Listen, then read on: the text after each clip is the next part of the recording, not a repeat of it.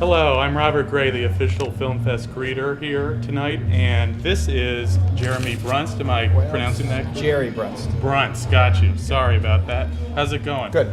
So, what films have you entered into the Film Fest? I entered one. It's a music video. It's a film called sort of a little ghost story short film tied to a music video by a friend of mine out of Nashville named D.W. DeHart. And it's a little country song, a little Americana piece, and we just put a little video to it, and it tells a little funky, little strange little story. So. Gotcha. So what inspired you to make this film?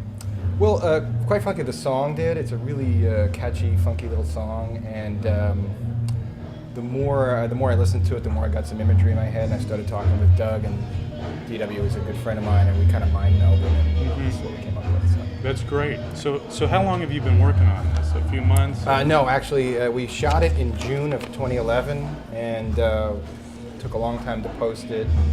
Got Lyme's disease in the middle of after one of the shootings. Wow. Yeah, so it kind of slowed me down a little bit, but we finally finished it, and finished it right around the time I heard about the Clifton Film Festival was when it was launching. So we decided to bring it in. And how did you hear about the Clifton Film Festival? Social media? Or? No, actually, a good friend of mine grew up in Clifton, and last year we online saw some of the videos, and they were really interesting, and I really liked what was going on there. So I thought, well, let's put this in. That's there. great. We love local support, so we're really glad. Well, I'm a Virginia filmmaker, so I'm all about Virginia. And, that's awesome. Yeah. That's the kind of people who build the business up from the ground up. So, how long have you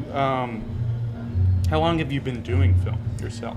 I probably since I was 12, so I'm 48 now, so I'm not good with math, but it's been a long time. Me either. Yeah, I used to do stop motion animation in the backyard with a friend of mine, and then we moved on to like sort of these strange slasher films in high school and middle school and stuff. That's great.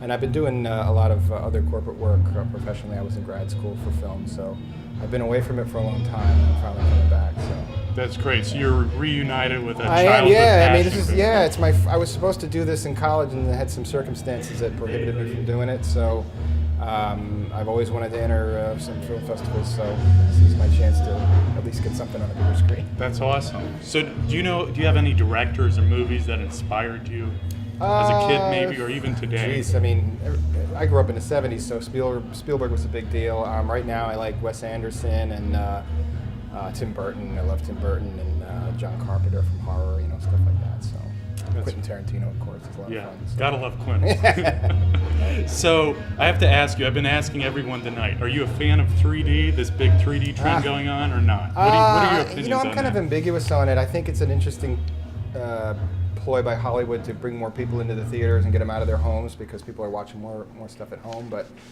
it's technology, and Hollywood's real good at getting technology out in front of people and giving people something more of a wow factor. And I've been involved in some of the process of 3D. It's a very interesting technical process, how they shoot it and how they post it. So I'm kind of ambiguous on it. I mean, it's all about the story to me. So if it's 3D or not, I don't really care. Yeah. As long as the story's good and how you present it, it all works for me. So do you feel it enhances the experience, or do you think it takes away from? It depends. I think if the film, something like the film Up, a lot of high scenes really give you a sense of depth. I think it works in a film like that. But in something like Burton's Alice in Wonderland, it didn't really do it for me, and it wasn't. Actually, I talked to some of the guys who shot that. It wasn't shot in true 3D. They kind of made it up later. So it all depends. I think if it has a reason, again, if film is funny, if there's no reason for it, it shouldn't be in the film. So a lot of extra wasted time is some to put 3D in where it doesn't belong. So. Well, Jerry, it's been great talking to you, Thank you, and I wish you the best of luck. Thank you.